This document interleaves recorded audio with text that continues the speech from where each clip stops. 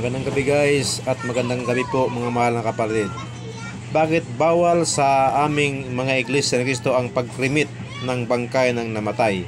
Hindi po kaugalian sa Kristyanismo noong panahon ni Jesus ang pagsunog sa labi ng isang namatay.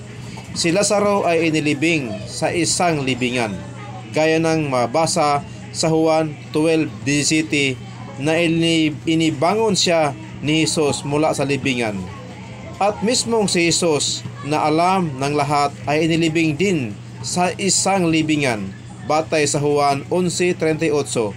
Si Moises ay ang Diyos mismo ang naglibing, gaya ng mabasa sa Deuteronomio 34:5-6.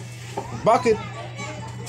Kita mo, ang Diyos mismo ang naglibing, kaya bakit natin susunugin ang labi ng mga mahal natin sa buhay?